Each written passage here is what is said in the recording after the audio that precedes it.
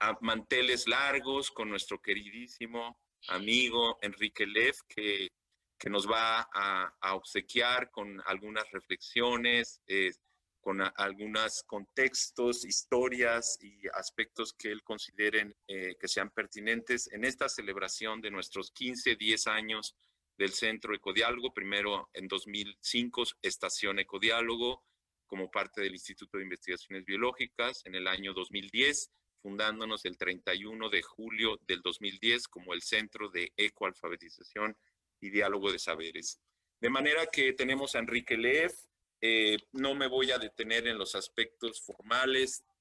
Todos conocemos su obra, su entrega al cuidado de la tierra, al cuidado de una manera diferente de rehabilitar nuestros territorios, sus textos, su trabajo desde el año 75 en que se gradúa en su doctorado, sus trabajos desde entonces promoviendo la reflexión desde el conocimiento ambiental, desde la filosofía y la epistemología ambiental.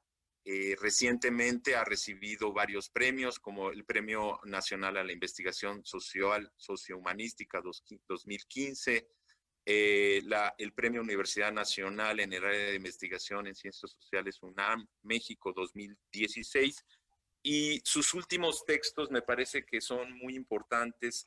Me detendría desde la complejidad ambiental, saber ambiental, pero sobre todo muy en la sintonía de Ecodiálogo, justo en el año 2006, cuando estamos iniciando Ecodiálogo, aventuras de la epistemología ambiental, de la articulación de las ciencias al diálogo de saberes.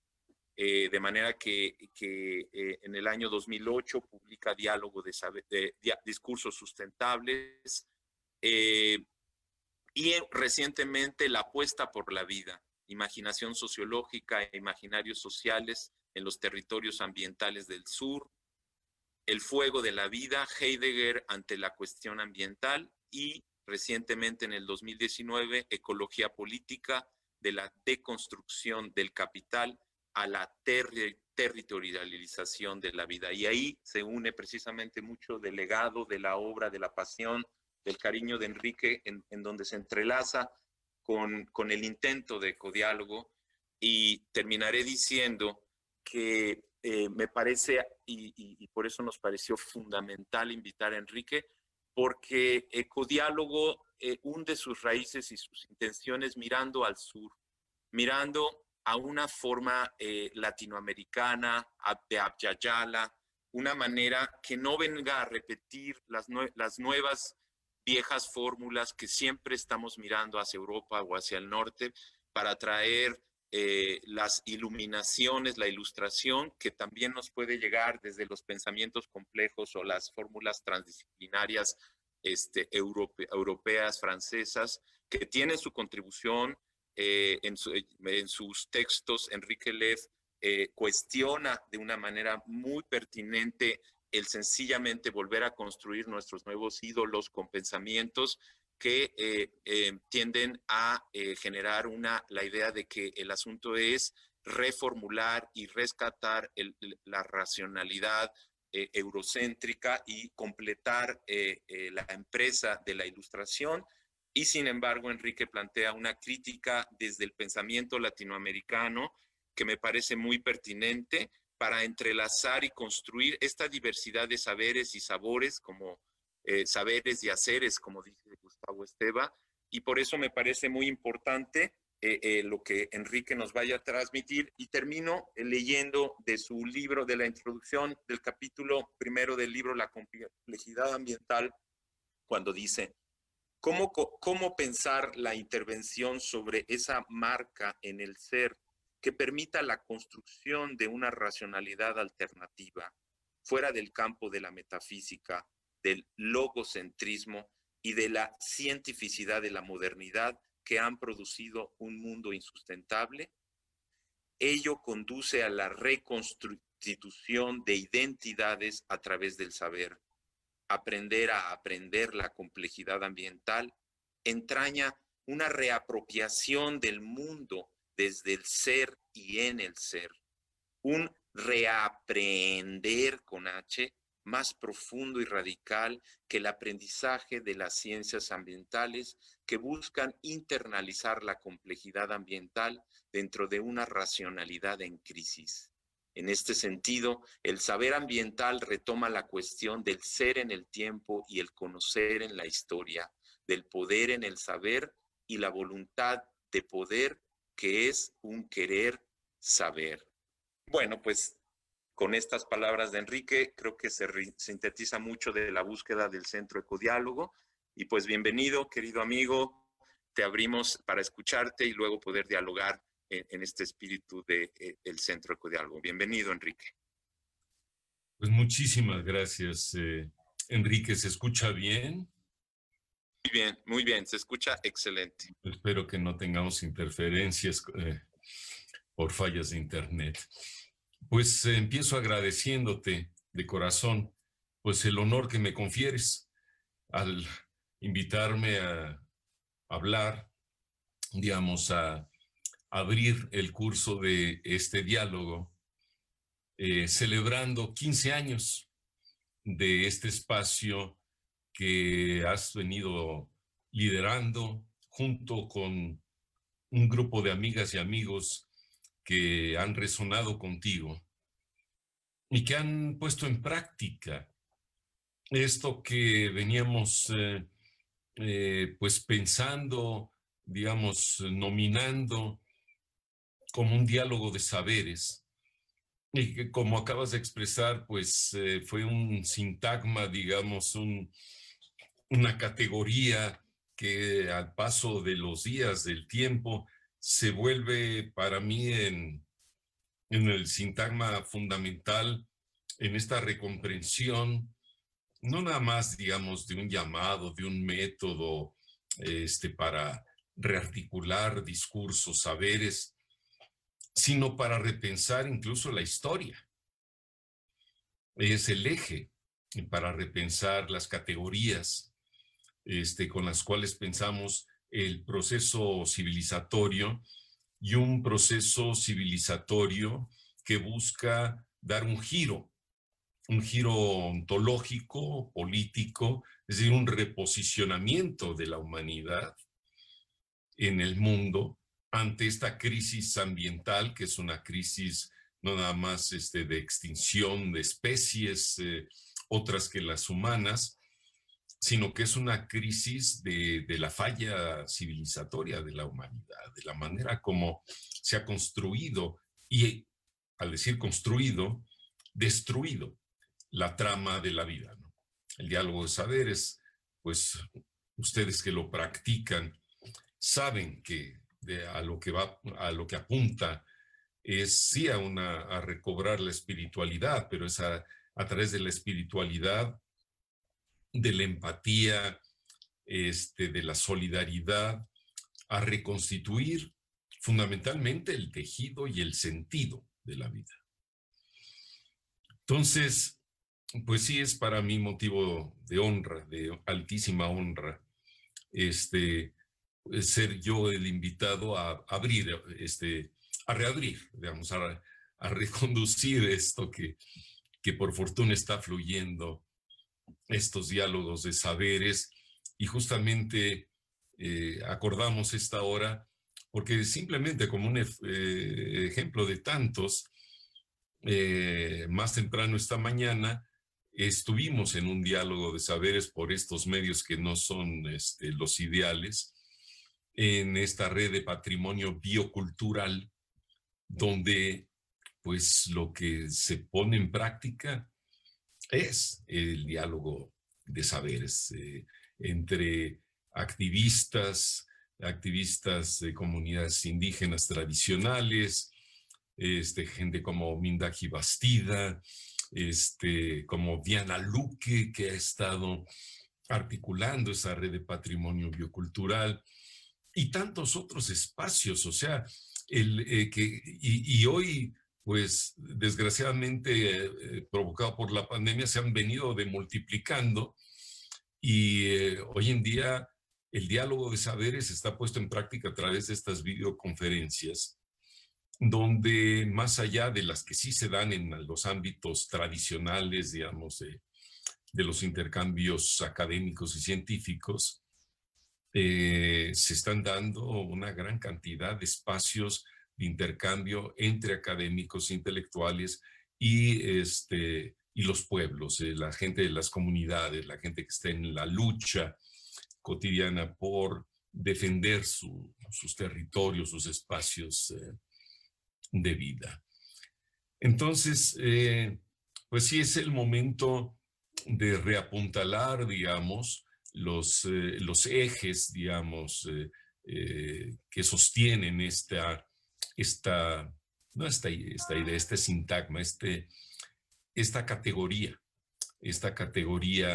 de pensamiento filosófico político, que es el diálogo de saberes.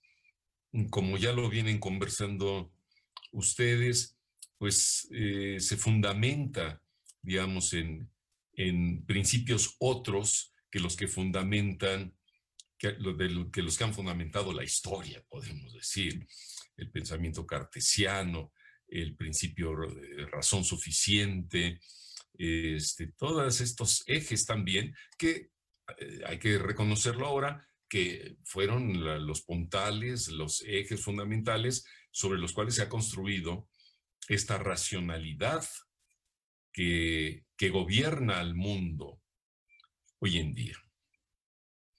Y donde lo que hay que reconocer en muy primera instancia es justamente este punto de disyunción y de controversia con el mundo, es decir, con los ejes que han sostenido al mundo insustentable, para ver de dónde en el nivel del pensamiento filosófico político adquiere su sentido, y ahora se me ocurre decir, sus garras,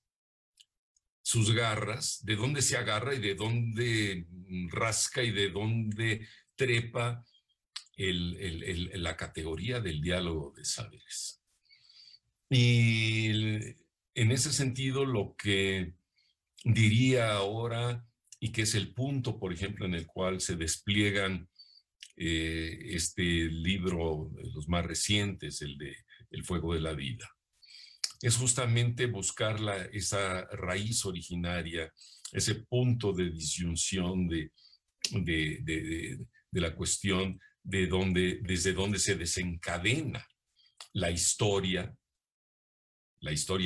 del ser, que ha sido la historia del olvido de la vida, y donde es una historia que ha ido desde su inicio marcada por una disposición que consideró la filosofía occidental, desde la filosofía griega, como si fuera una condición, Kant diría, un a priori de la capacidad y de las formas de operar de la psique humana.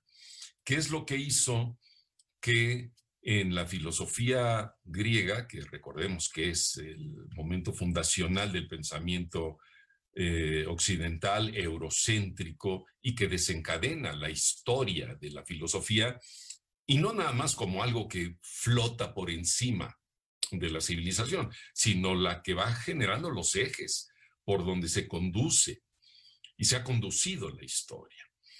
Y donde, frente a la intuición primigenia, brillante, deslumbrante de Heráclito, de la comprensión de la vida, ¿no?, como esta fuente emergencial, esta potencia emergencial de todo lo que existe, y realmente lo es en el sentido del despliegue de la complejidad de la vida, lo denominó la physis. Physis es eso, es esa intuición deslumbrante de Heráclito.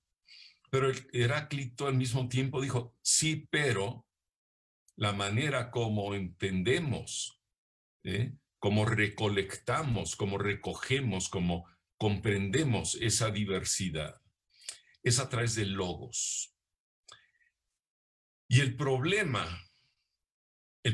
fundamental, originario y radical ha sido justamente el modo de operación de ese logos sintetizador, donde ha habido un principio también originario de ese pensamiento, desde el momento en el que Parménides piensa el ser como lo uno.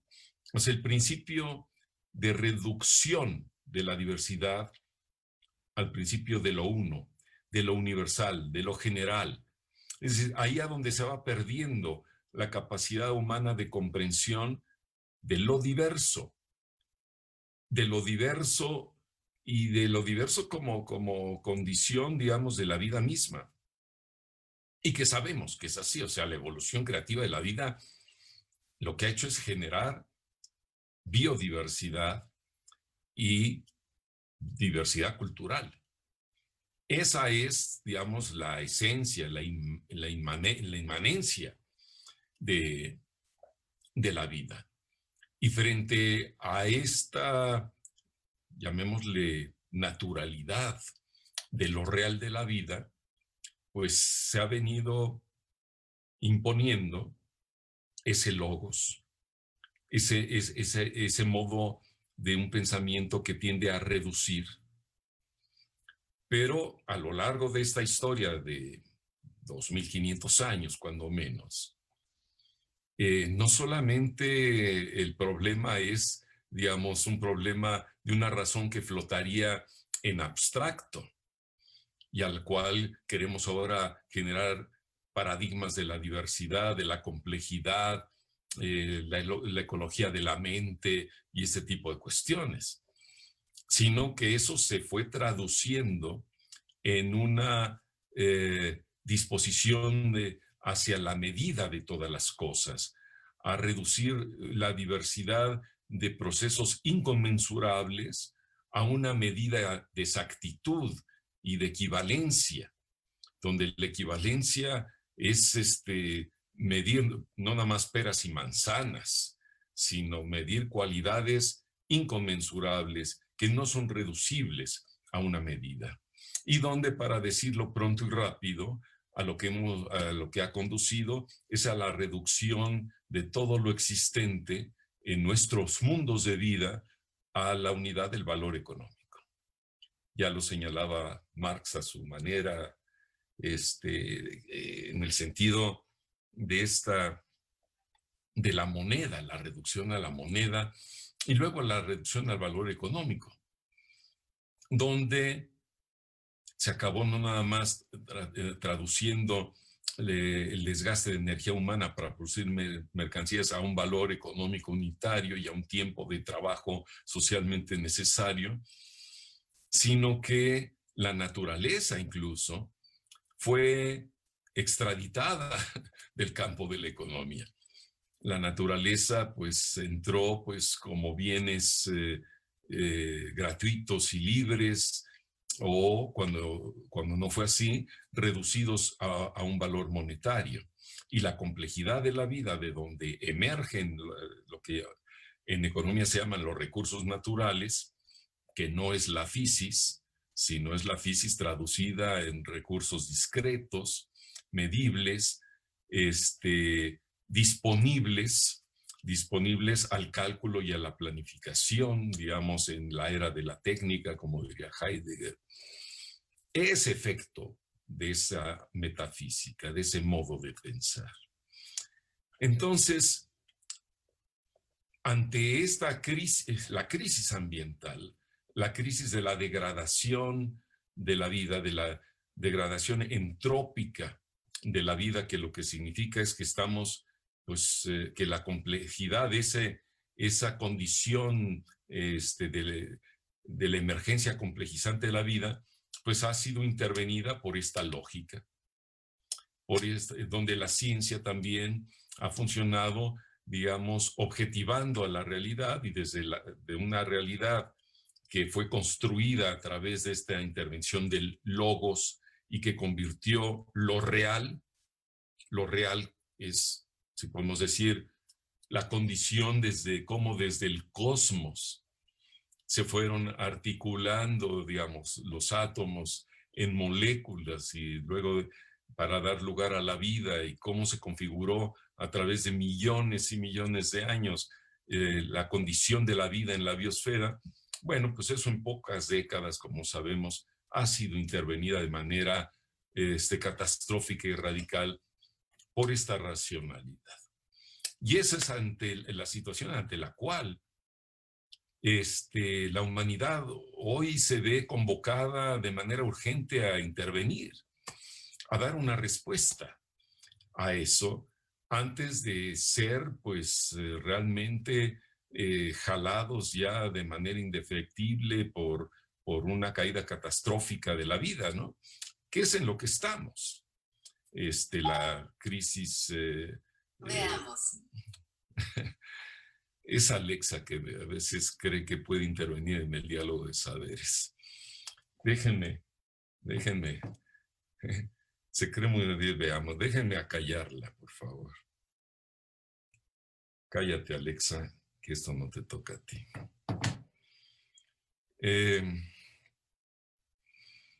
Entonces, ¿desde dónde? ¿Desde qué abismos se surgen, digamos, algunas de las ideas que son los ejes que sostienen a este sintagma del diálogo de saberes? Es desde una inmanencia de la vida. Y ya no me gusta decir ontología de la vida porque la ontología es, por definición, el pensamiento del ser. Y lo que está en el fondo de este olvido de la vida es el privilegio de pensar el ser como lo más digno de ser pensado por la filosofía, como creía este filósofo llamado Heidegger, ¿no? Y donde la filosofía de la vida, la Lebensphilosophie, pues era desacreditada porque pensaba la vida y no el ser. No es que no haya tanto que pensar sobre el ser filosóficamente, pero lo que nos concierne ahora, sobre todo, es comprender la vida, comprender cómo es la vida. Y la vida es eso, potencia emergencial de lo diverso, devenir diversificante de todo lo existente. Entonces, rompe con el principio de lo unitario y lo general y lo universal. Y se abre, podríamos decir, con Deleuze y Guattari, hacia una diversificación rizomática.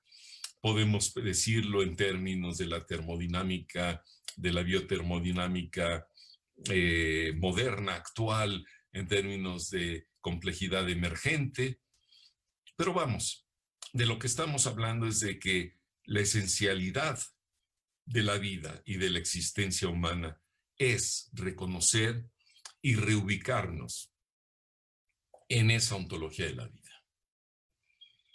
Pero la ontología de la vida, o la inmanencia de la vida, nos refiere también a una condición que no podemos olvidar y resolver tan fácilmente, que es ese momento fundacional de la condición humana dentro de la emergencia de la vida. Y es la emergencia del orden simbólico que nos constituye a los seres humanos y que no nos hace igualitos al resto de los seres vivos.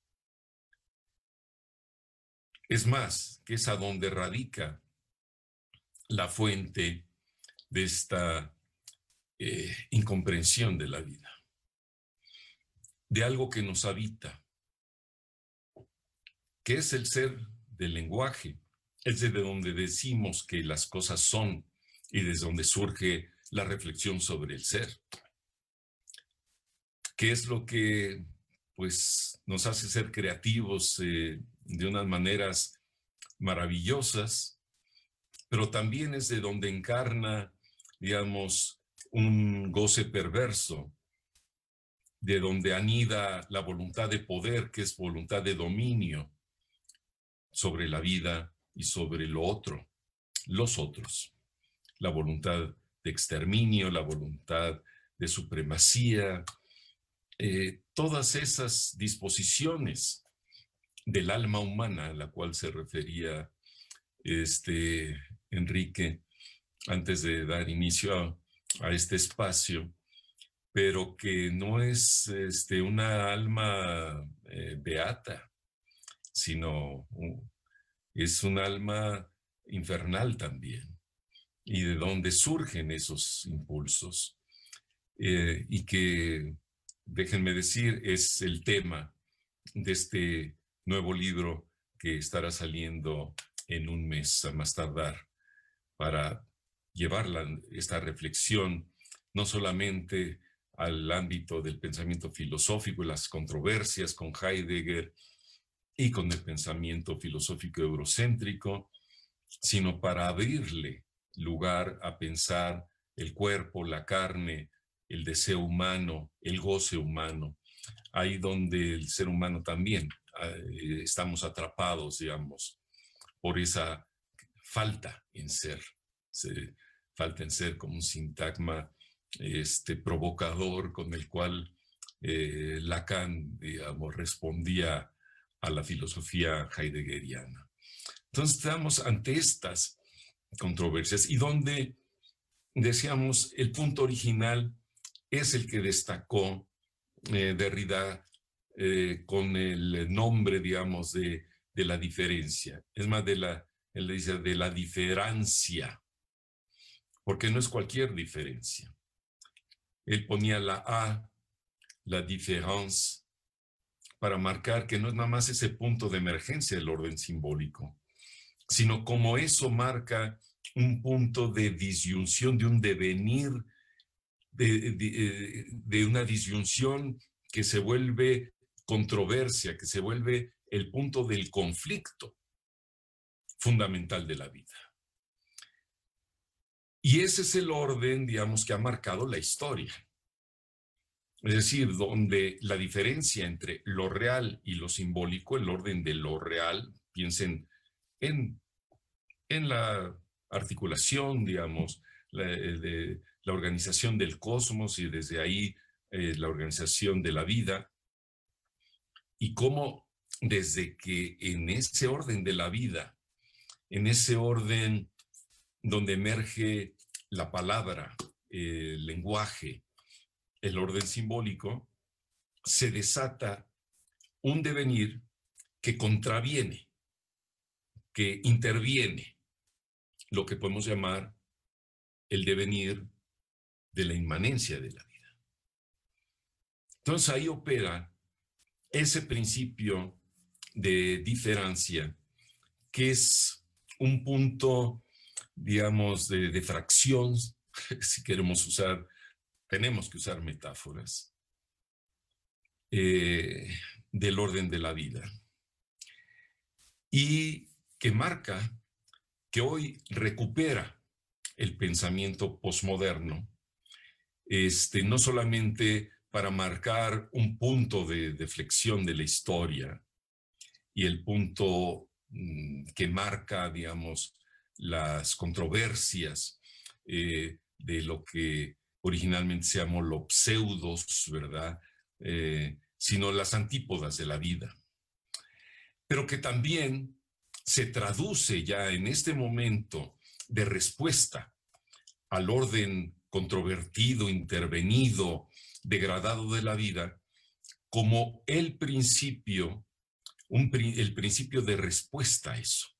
Es decir, el reclamo del reconocimiento de la diferencia como un valor, como el valor que hace de la diversidad un punto de reclamo de derechos a ser diferente, no solamente a ser diverso de una diversidad que todavía se intenta subsumir en una unidad, ya sea en la unidad de una lógica, en la unidad de un Estado-nación, donde las culturas diversas y diferentes tendrían que subsumirse a los dictados, digamos, del poder soberano de la nación, sino que se da también en el orden de las lógicas científicas, de la lógica filosófica, de eso que Derrida también denominó el logocentrismo de la ciencia.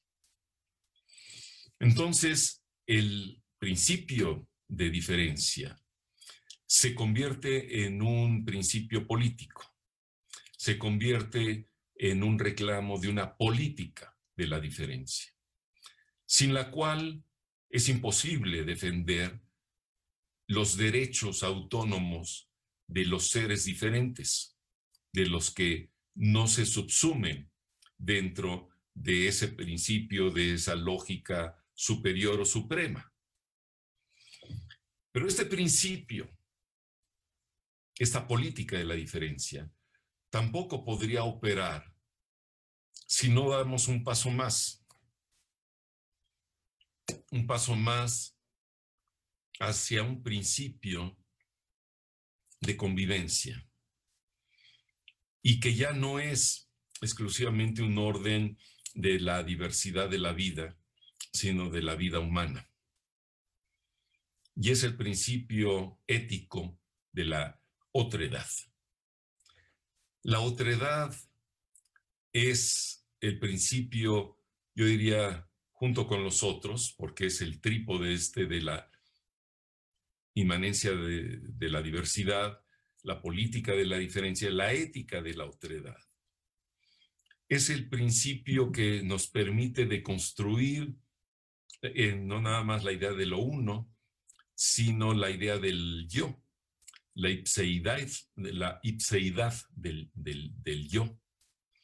Del yo desde el cual construimos nuestras identidades, de las cuales nos afianzamos en nuestros derechos individuales, no digamos los privados, desde el cual está construida toda la lógica, digamos, toda la instrumentalidad del orden jurídico de los derechos humanos.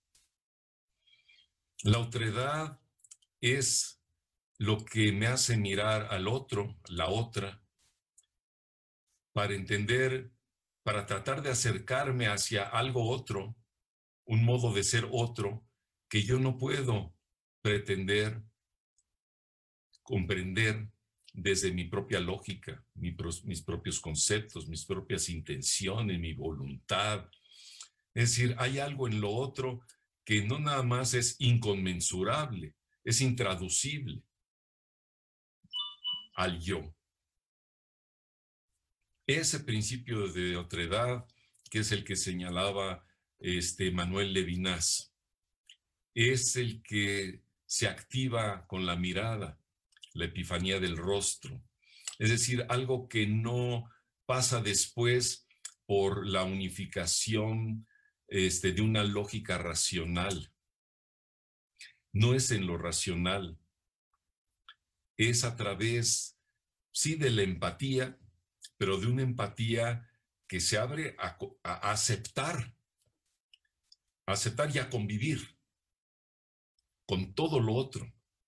Y eso también abre no nada más a convivir con otros seres humanos y con otros seres vivos, que no puedo reducirlos a mi propia lógica. Es una disposición a vivir, a aprender a vivir dentro de lo insabible de la vida.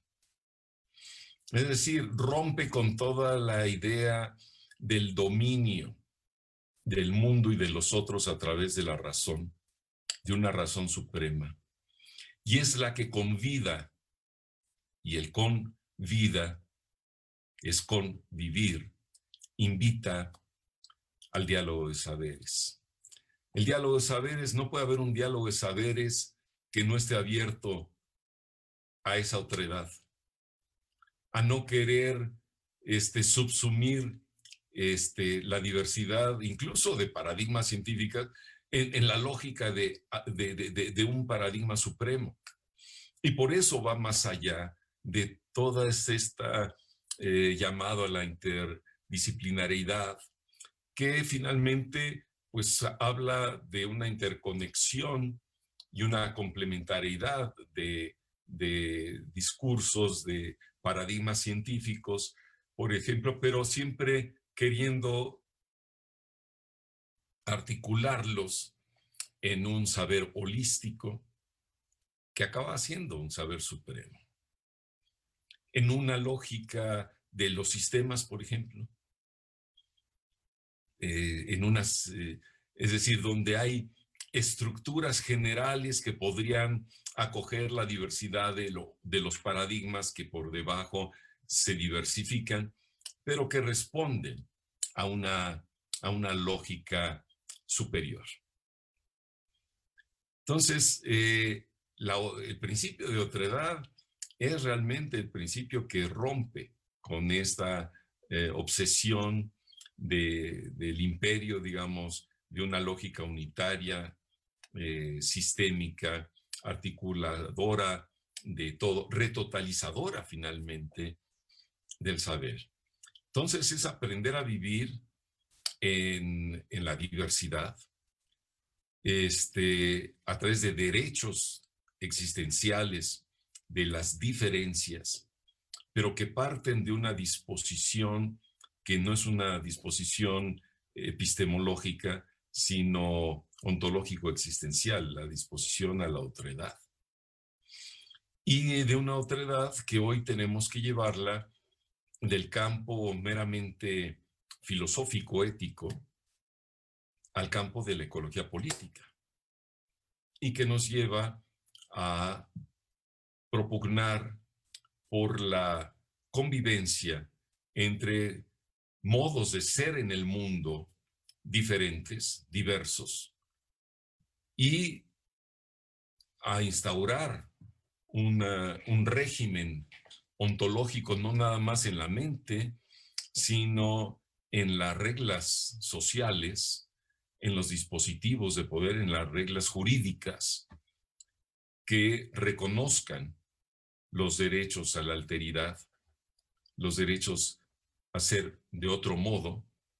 Levinas decía, no nada más otros modos de ser subsumibles en el ser, como se puede hablar de otros estilos de desarrollo, pero que siguen siendo del mismo desarrollo, es decir, dentro de la lógica del capital, sino él buscaba, digamos, lo que él llamó en su último gran libro, el otro modo que ser.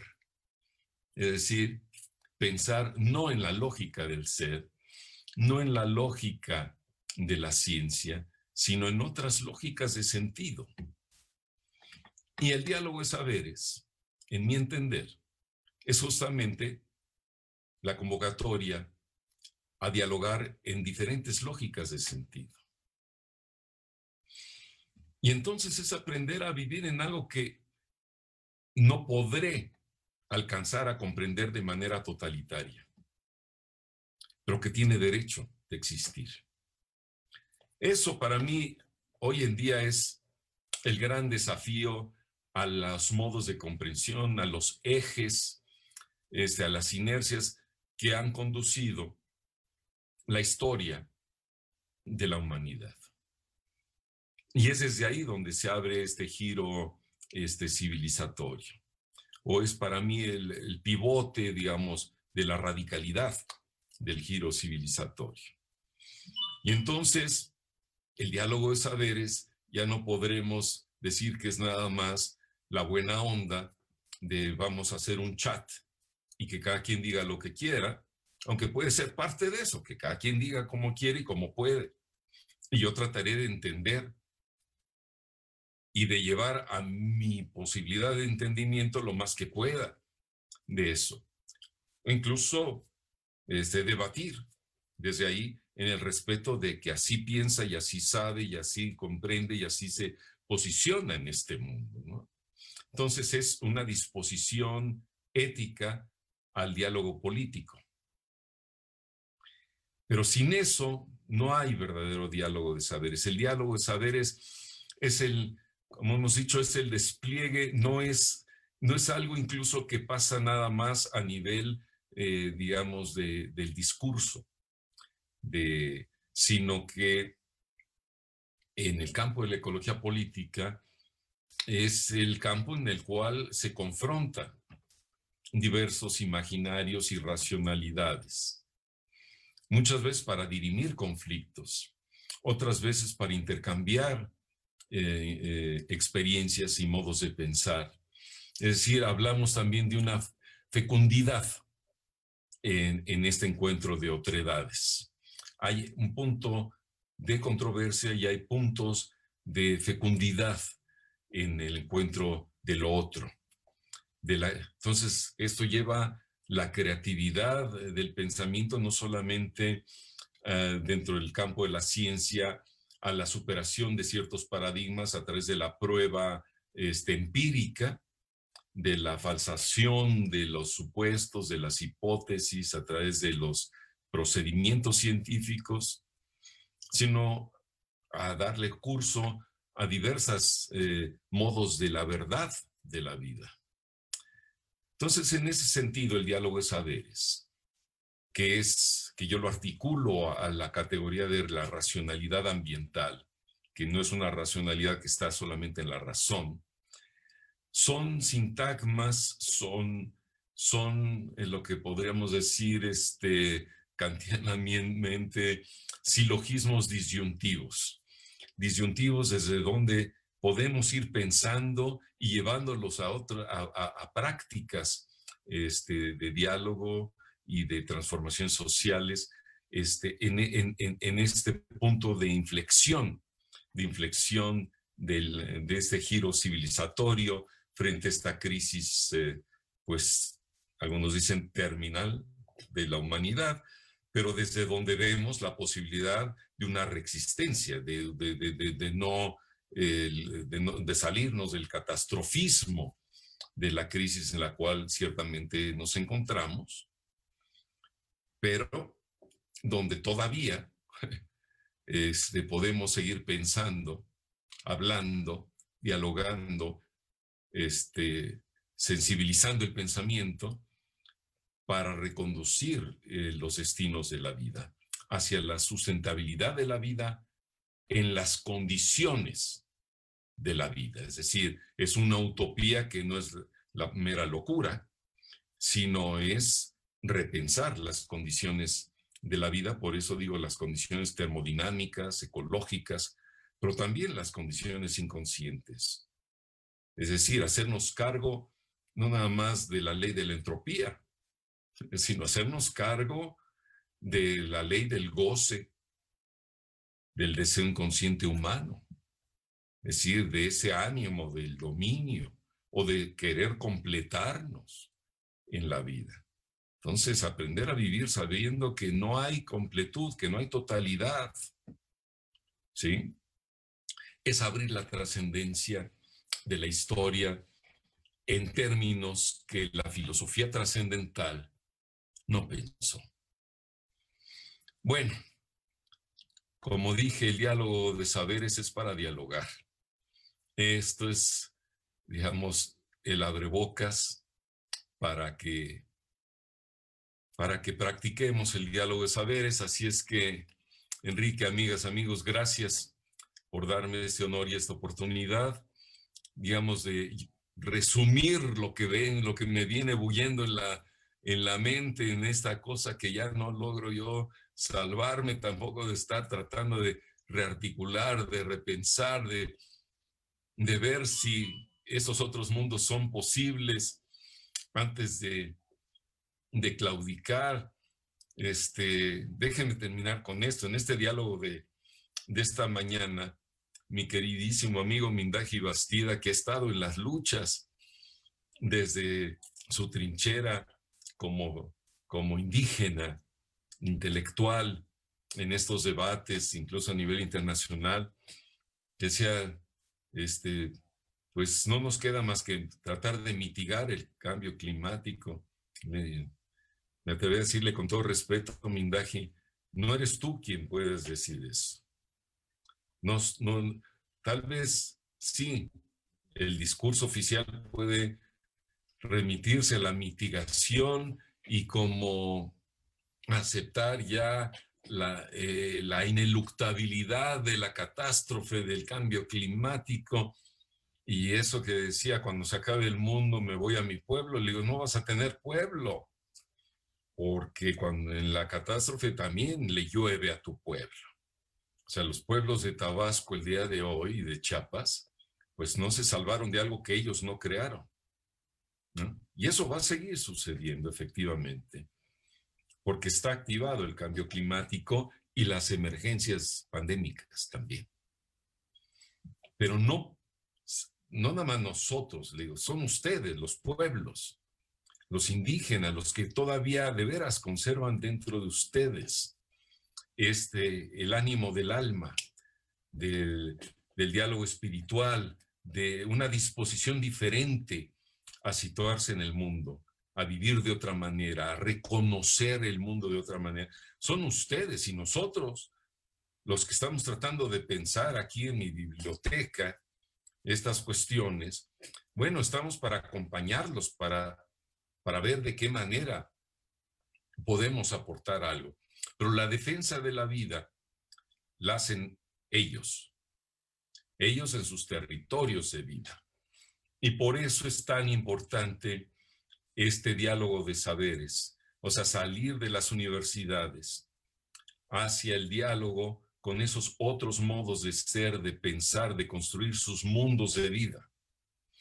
Y bueno, otra vez, ya me callo. Estos son los tremendos desafíos en los cuales estamos envueltos y donde pues hay que recuperar pues a quienes nos han antecedido tratando de abrir esos espacios de pensamiento, Illich, hoy en día nuestro querido Gustavo Esteva, en fin, ahí están los grandes desafíos. Entonces, ahora sí, me callo para escuchar. Muchísimas Muchas gracias, Enrique. Gracias, Enrique. Una fuente de reflexión, de posibilidad, de entrelazamiento. Lo que nos has compartido, creo que pones los puntos en muchas cosas que se van 2500 años hace y más. Y me gustaría en estos momentos generar este diálogo abriendo precisamente, y no como se dice, hagámosle preguntas a Enrique Leff, no. Tenemos una hora y 11 minutos para que verdaderamente podamos construir un diálogo. Entonces les pido a quien desee en este momento, desde la pausa, desde la posibilidad del silencio, me voy a callar igualmente, a que las personas puedan plantear brevemente, sí, eso sí, brevemente, entre 4, 5 minutos, 6, que alguien empezara tomando, comentando y planteando una reflexión para que entonces pudiéramos dar pie a que Enrique volviera también a reflexionar. Entonces abrimos el diálogo, por favor, adelante, quien desea en este momento.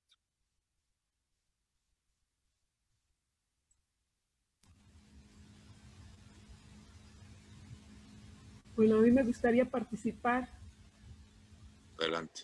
Mi nombre es Elba y agradezco esta aportación que enriquece mis percepciones, y sobre todo lo valioso es que Enrique Leff nos dice de esta crisis ambiental, de esta falla civilizatoria, de la manera en cómo se ha destruido la trama de la vida, y eso nos hace o me hace pensar en una pregunta: ¿qué tipo de educación necesitamos en tiempos en donde se está dando esta crisis civilizatoria, en donde se está destruyendo, se ha destruido la trama de la vida? ¿Por qué no hemos hablado de la importancia de qué es la vida hay obras importantes como la de Lynn Margulis y Dorian Sagan que nos hablan de qué es la vida. ¿Por qué no nos involucramos en saber, en conocer, a través de estos diálogos de saberes, cómo funciona la Tierra, como sistema biofísico, o la ecología, la termodinámica, etcétera? Entonces sí es importante hacernos esa pregunta de qué tipo de educación necesitamos en estos tiempos. Gracias. Gracias. Si gustas, Enrique, damos oportunidad a uno o dos más y ya vamos animando la conversación, ¿te parece? Sí. Adelante, por favor, una o dos personas más. Abrimos, Okay, adelante. Enrique. Okay. Creo que está. Lázaro. Listo. Sí, muchas gracias. Y Eduardo. Pues después. mira, gracias.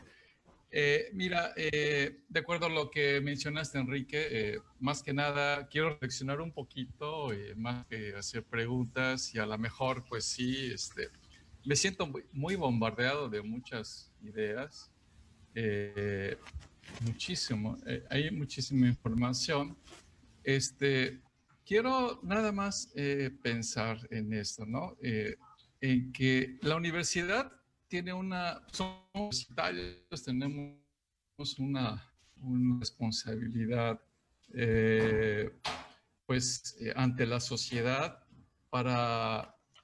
en la formación de recursos humanos. Quienes han tomado la decisión conducen el país, las políticas, etcétera, pues son universitarios, ¿no?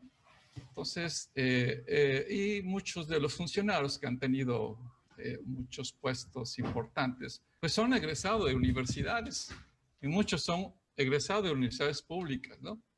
Entonces, obviamente, eso marca un patrón en la cuestión de que algo estamos haciendo mal como universitarios, ¿no? O como sociedad en lo general, porque también la formación no nada más se da en la universidad, sino es una cosa sistémica, es una cosa que está dentro de la misma sociedad, y pues creamos personas con ciertos perfiles, etc. Entonces, pues yo creo que sí, la universidad deberemos, porque también soy universitario, debemos transitar hacia otras formas de pensar, como bien lo dice Enrique Leff. O sea, tenemos que transitar hacia muchas cosas. Y creo que, por ejemplo, lo de la otredad, la ética de la otredad, el diálogo de saberes, deben de ser precisamente ejes transversales en la formación académica. Y hay otros ejes que deben de ser transversales. Y transversales, ¿por qué? Porque no podemos dar, por ejemplo, en la universidad no se puede dar un curso de otredad, no se puede dar un curso de diálogo de saberes por sí solo, sino más bien es en la práctica, es decir, en la academia, en el profesor, en la clase, en la práctica, y todo eso debemos de hacer ese ejercicio y como un eje tal. Entonces, a veces confundimos y creemos que para transformar la universidad es una materia, ¿no? Una materia de política ecológica, una academia de X y Y.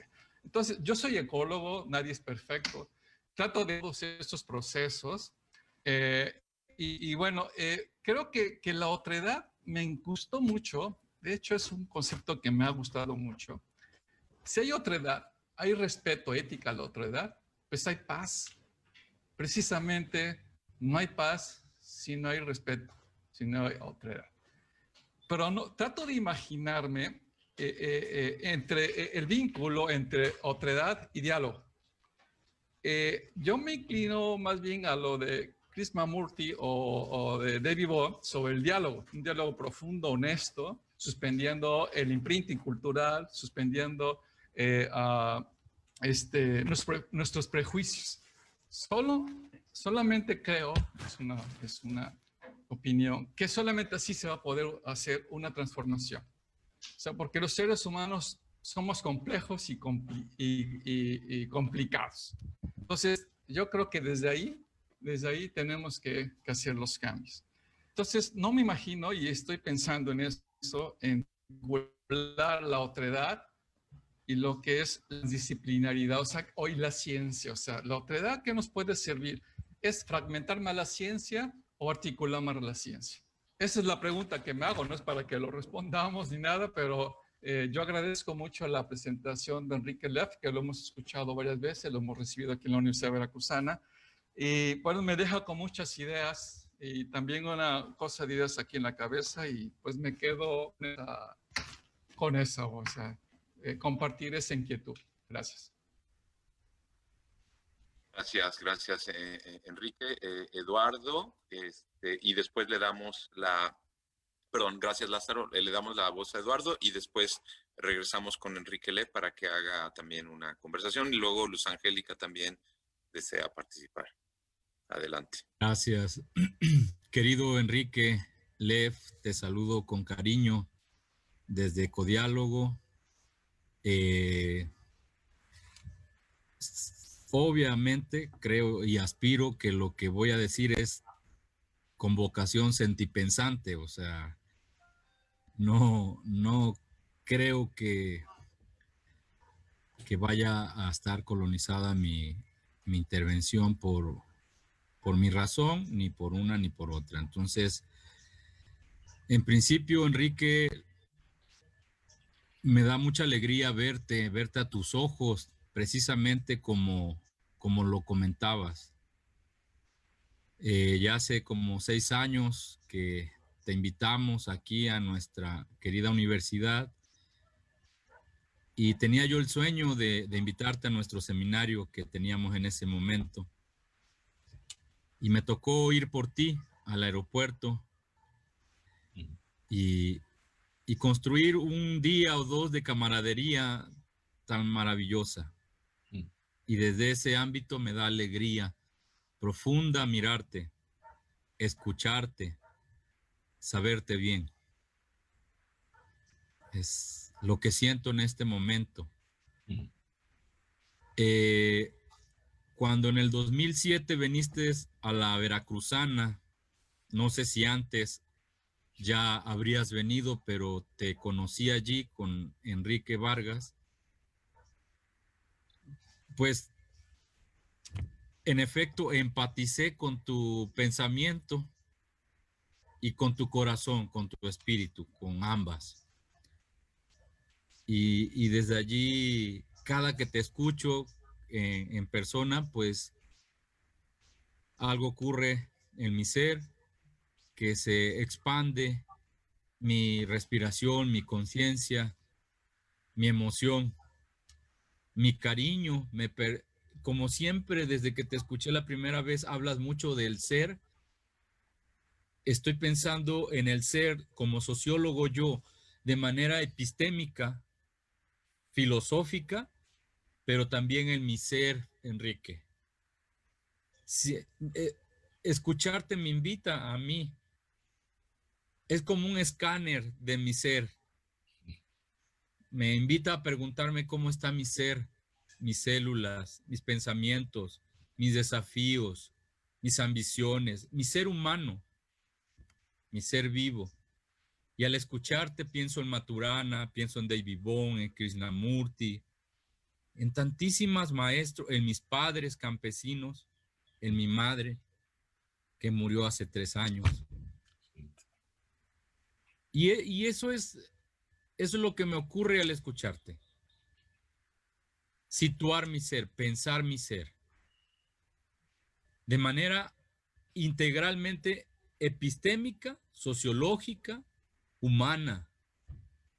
Yo a este momento, Enrique, para terminar, quiero compartirte que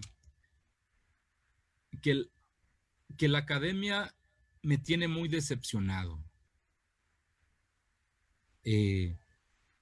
Porque sí busca transdisciplinarizar. Aquí tuvimos la presencia de un precursor de la transdisciplinaridad, Basarab Nicolescu, hace varios años. Y yo creo en que hay muchas cosas importantísimas de la academia, pero observo que no deja de fomentar la fragmentación del mundo. Y creo yo que la humanidad no nos damos cuenta que que la unificación del ser necesita venir por nuevos caminos, como decía San Juan de la Cruz. Para llegar a un nuevo destino hay que caminar un nuevo camino. Y seguimos, creo yo, aún en la innovación del pensamiento, pensando desde las mismas casi lógicas. En particular, para cerrar, yo en mi práctica durante 10, 15 años que con Enrique Vargas, Lázaro y muchas personas más, recorrimos toda la Universidad Veracruzana para fomentar el diálogo, no solo el diálogo de saberes, sino el diálogo bohmiano, el diálogo empático entre seres humanos y académicos, administrativos, personal de confianza, de limpieza. Romper con el clasismo de la universidad, el elitismo de la universidad. A estos años, 10, 15 años, y observar la humanidad y la academia y la ciencia dentro de la humanidad, mi sentir no es una hipótesis, es un sentir que sin amor y sin fraternidad no podríamos empatizar y dialogizar. En efecto, como dices, se vuelve un artefacto importante en la vida humana de emisor-receptor, pero sin cuidar el juicio, mis creencias, y ver si estoy siendo empático a la hora de que escucho o que emito, sin cuidar esa ecología, precisamente como dirías tú, de saberes que no nos ha enseñado la escolaridad, como diría mi querido Gustavo Esteban. Al contrario, nos los ha omitido. Sin amor y fraternidad, hoy por hoy siento que no es posible el diálogo. Y creo que en la humanidad no nos estamos dando cuenta de ello. Porque el amor y las emociones, como dice Maturana, es un tabú en la academia. Está prohibido.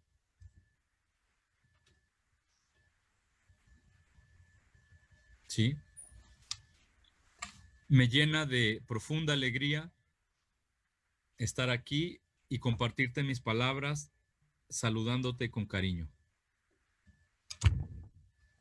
Gracias Eduardo. Adelante Enrique y seguimos después con otra ronda. Adelante Enrique. Bueno, pues pues primero me conmueven las palabras de Eduardo, o sea, sentir que alguien me diga que lo que puedo pensar y decir lo conmueve o conmueve al pensamiento, pues es para mí, digamos, eso vale más que cualquier de esos reconocimientos luego formales que pueden llegar o no llegar en el mundo de la academia. Y bueno, quizás el diálogo de saberes se activa a través de esa empatía, de eso que produce el mirarnos a los ojos los intelectuales académicos, y no nada más, vuelvo a decir intelectuales académicos, sino mirar a las personas, a los activistas, a la gente. Entonces, en ese sentido, déjenme hacer esta reflexión. Sí, la otredad se activa en la epifanía del rostro, en la mirada, pero cuando la mirada es metáfora de la disposición a mirar frente a frente nuestro ser completo y donde el pensar para comprender es parte de nuestro ser, que es lo que pasa en toda la gente, pero nosotros académicos estamos mucho más capturados, digamos, o nuestra decisión de vida se fue más por esa cuestión, nuestra identidad. La identidad del académico, el científico, está dada a través no nada más de qué campo disciplinario eligió para graduarse y tener sus títulos, y eso nos da una cierta identidad, sino que nuestro sentido de vida es el de pensar, el de contribuir al pensamiento y de ahí aportar a la sociedad. Pero, y digamos, esos estímulos pueden muy bien venir y vienen de simplemente el deseo de subir en las escalas del SNI o de aspirar al premio Nobel, pero cuando es esta empatía, como la describió Eduardo, la que desencadena, la que abre el deseo de pensar y permite pensar, bueno, pues estamos en otra dimensión, en una dimensión, podemos decir, quizás más humana, pero entonces eso me conmueve, obviamente, me retroalimenta y me resitúa en este enigma de qué hago yo en este mundo, ¿no? Entonces, para mí es muy importante y me alegra que se den ese tipo de conexiones. Es otro tipo de conexión que simplemente, pues, escuchar un discurso interesante de un académico, un científico, ¿no? Nos articula en ese propósito, digamos. Y es una manera de conectar la emotividad con la racionalidad.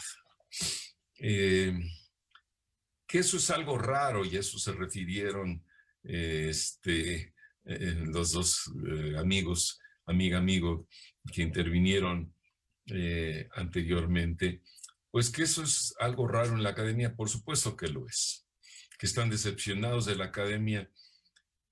Tenemos que entender una cosa: la universidad fue constituida como institución del conocimiento, pero dentro de esa lógica del proceso civilizatorio. Y las universidades están así compartimentalizadas en campos de conocimiento, en disciplinas, y más allá de eso, cada ente homo académicos, diría Bourdieu, que es lo que somos, pues está centrado en su proyecto individual de vida y busca abrirse sus caminos como puede en ese espacio. Y como decimos, seguir subiendo en las escalas académicas, aspirar a reconocimientos, pero está circunscrito en ese espacio, que es el que le da lo que hay que pensar y cómo pensar, y donde despliega sus habilidades intelectuales. Hacer comunidad de la manera como llama el diálogo de saberes y este espacio que han abierto ustedes, es efectivamente una rareza. Es una rareza que hay que valorizar. Cada uno de nosotros, pues, construye sus comunidades, sus comunidades epistemológicas, pues, en el campo en el cual se mueve. Y ahí despliega, pues, sus intereses y sus emotividades, seguramente también. Pero esa es la condición del mundo académico. Pero dentro de eso hay dos antípodas de situaciones que no puedo dejar de manifestar. Número uno es, a pesar de todo ello, la función fundamental que juega el ámbito académico de la ciencia y de la academia en México. Y la tristeza, por decirlo así suavemente, de que, pues, quien lidera la cuarta T, casi se quieren identificar. A mí me parece que la cuarta T, pues, es más como una marca del nuevo modelo de la Ford, ¿no? O sea, se parece más a eso que a un sintagma que identifique un verdadero propósito transformador civilizatorio, ¿no? Yo no le llamaría 4T, le llamaría de otras maneras. Pero lo que me parece grave es el desprecio que llega a expresarse, que ha llegado a expresar hacia la intelectualidad, hacia la academia, ¿no? En temas tan importantes como los que estamos tratando acá, la transformación civilizatoria hacia la sustentabilidad, o la sustentabilidad de nuestro país, ¿no? y desacreditar a lo que se puede decir, aunque sea desde ámbitos muy disciplinarios, como lo que puede pensar el geógrafo o el antropólogo o el ecólogo, es decir, esos llamados luego expertos en su campo, me parece triste y grave, ¿no? Entonces, digamos, esa es una cuestión fundamental. Pero por otro lado, tengo que decir que expresar mi altísimo reconocimiento a mi propia universidad, a mi propio instituto, es decir, el gozar yo del privilegio de poder vivir pensando sin que me pongan condiciones, sin que tenga yo que aportar el conocimiento práctico aplicable a no sé qué propósito del desarrollo. Esa libertad de pensamiento que es fundamental, digamos, como principio de la autonomía universitaria y que se practica sin cortapisas, digamos, en mi universidad y en muchas otras universidades, que ha permitido incluso que ustedes desplieguen este espacio de codiálogo y de diálogo de saberes. No dejemos de valorarlo y de darle todo el sentido que tiene. Ahora, dentro de eso, pues sí, estamos muy condicionados por ciertas, por las estructuras universitarias.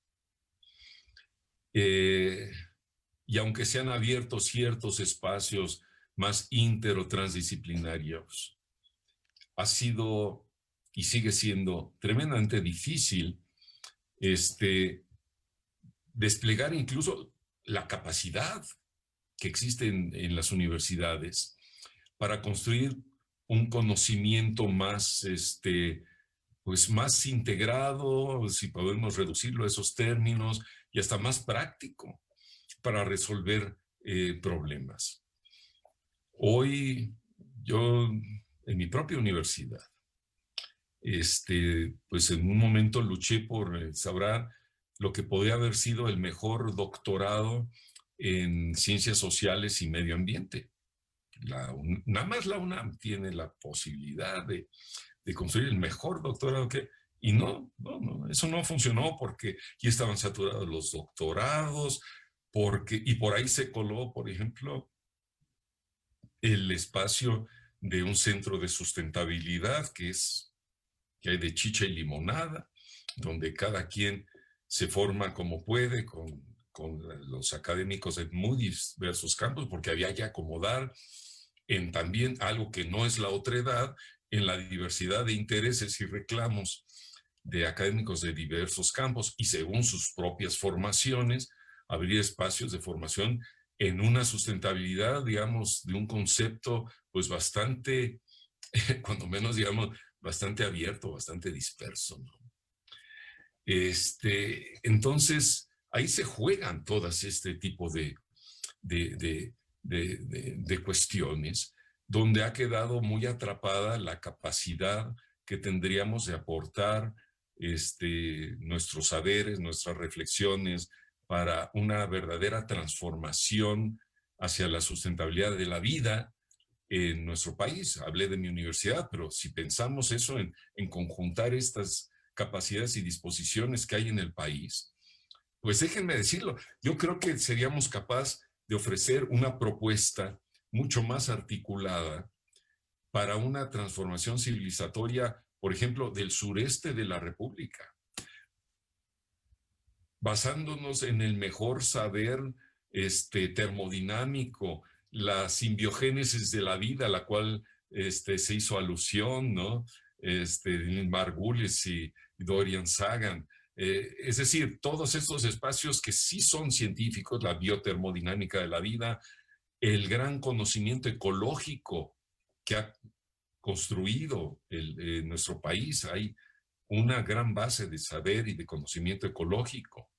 Y conjuntar con eso el saber filosófico, sociológico. Cada vez, poco a poco, se van formando nuevas generaciones de académicos comprometidos en diálogo con las comunidades. Es decir, se podría fertilizar, se podría generar una sinergia muchísimo mayor de lo que se está generando. Y ciertamente se necesita una disposición para ello. Y ciertamente las universidades no le están generando. Hoy, por ejemplo, en mi instituto, a la hora de captar nuevas generaciones, las nuevas contrataciones de científicos sociales, el tema sustentabilidad y cambio climático está ahí como un eje. Pero eso no quiere decir que nos salgamos cada quien de nuestro cubículo o ahora de nuestro campo de confinamiento para activar un diálogo y construir un espacio así propositivamente más amplio para ello. Cada quien sigue haciendo su carrera y su vida académica en su propio espacio, con sus conexiones internacionales, aprovechando espacios que se ofrecen. Por ejemplo, abran simplemente la página del Instituto de Investigaciones Sociales de la UNAM y cada día hay 2 o 3 conferencias de temas súper interesantes que tienen que ver con debates de la ecología política, de los derechos territoriales, de los derechos colectivos. O sea, pero no vemos que se esté desencadenando el potencial que tenemos y reconociendo y dándole efectivamente ese lugar y bueno, abriendo por ejemplo la posibilidad de un diálogo también más práctico a través de las instituciones gubernamentales para la construcción de la sustentabilidad. Hoy no estamos en México articulando esos potenciales en nuestras instituciones de gobierno, nuestras universidades y los procesos y los ánimos, sino más bien están totalmente controvertidos. Vean en los debates sobre el Tren Maya, sobre los megaproyectos del sureste de la República, la refinería de Dos Bocas, que quizás de algo nos sirvan las inundaciones ahora de Tabasco, para que le caiga el 20 a AMLO y se dé cuenta que no, que ese proyecto, además de que no va por muchas razones, es riesgoso en el contexto del cambio climático y de todas estas cuestiones. Entonces, pero bueno, en esa situación, pues cada quien vamos abriendo y participando en los pequeños oasis o grandes oasis que nos vamos abriendo, y ustedes han construido un gran espacio de reflexión y diálogo que pues que está dando muchos frutos y que deberá dar más frutos. Y bueno, pues sigamos con el diálogo, que creo que ya me extendí más de la cuenta. ¿Para qué me das la palabra, Enrique? Que hablen los demás, porque yo me engancho con estas cuestiones. Gracias, Enrique. Siempre la necesidad de la vigilia, del poder de la palabra. Luz Angélica nos había pedido, y por ahí en lo que va hablando Luz Angélica, si alguien más, y tengo 3 comentarios por acá que ya me mandaron. Adelante, Luz Angélica, y los demás pueden levantar la mano quien quiera. Sí, gracias, Enrique. En primer lugar, quiero agradecerle al doctor Enrique Leff que esté con nosotros. Siempre es un gusto tenerlo con nosotros en la Universidad Veracruzana, aprender de él, escucharlo, saber que compartimos muchas formas de pensar, que tanto a Ecodiálogo, que está celebrando su aniversario, y que nosotros con ellos, nosotros a través de nuestro cuerpo académico Complexus y ustedes ya como un centro de Ecodiálogo, sabemos lo que nos ha costado trabajo abrir brecha, empezar a hacer cambios en la universidad para que la universidad empezara a comprender que no podíamos seguir tabicando el conocimiento, cada quien, como el doctor Leff decía, desde su espacio, desde su saber, sino empezar a, por un lado, a incluir formas de pensamiento que antes no se nos permitía en la academia, como era hablar de lo espiritual o hablar del amor. Y en nosotros, a través de Maturana, aprendimos y comprendimos qué era la biología del amor. Empezamos a manejarlo, empezamos a hablar de todo esto.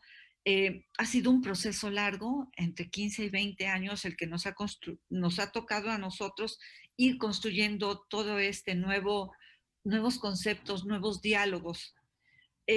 Nuestra compañera Elba, en un momento determinado, hablaba sobre cuál podría ser el papel de la educación para poder hacer un cambio.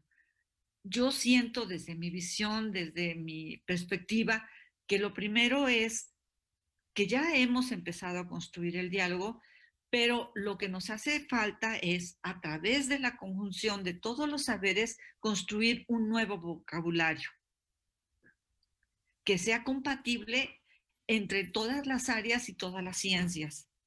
Unificar nuevamente y en lugar de hablar de las ciencias, volver a hablar nuevamente de la ciencia, en la que incluyamos todos nosotros la forma de ver desde la perspectiva del amor, del espiritual, del sujeto, del objeto, del otro y de lo otro. Para nosotros empezar a hacer de verdad ese nuevo cambio y ese cambio que esta crisis civilizatoria nos está trayendo, que es la conjunción de todas las crisis ambientales, económicas, políticas, culturales que hay a nivel mundial y aunadas ahora a la pandemia, que como dice también el doctor Lev, no va a ser la única ni la última. Vamos a tener que acostumbrarnos a una nueva forma de tratar tanto a la humanidad, a los virus, como a nuestro planeta, que nos dio la primera lección cuando el ser humano se retira de sus actividades y está solo en su casa, la fauna y la flora empieza a actuar de otra manera. Y de pronto vemos en las carreteras que están pasando muchos tipos de animales que antes no se atrevían, porque lo único que hemos hecho nosotros es invadir sus espacios, romper su hábitat. Y ahora ellos se sienten libres de poder volver a esos espacios. Yo siento que debemos de iniciar desde la universidad a construir un nuevo vocabulario. A lo mejor sería posible proponer, el doctor hablaba sobre un doctorado en ciencias sociales y ambiente, o no me acuerdo exactamente del nombre que él quería para su doctorado y que no se pudo.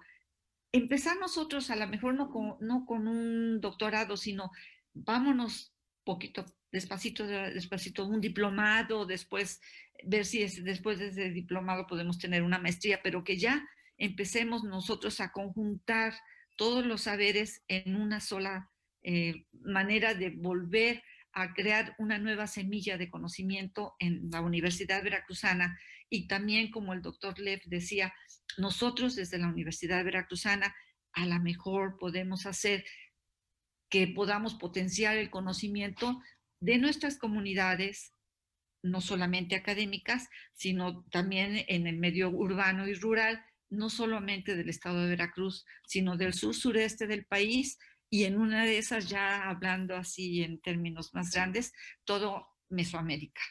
O sea, los 7 estados de la República más los 7 países de Centroamérica. Y empezar a hacer algo nuevo, algo diferente.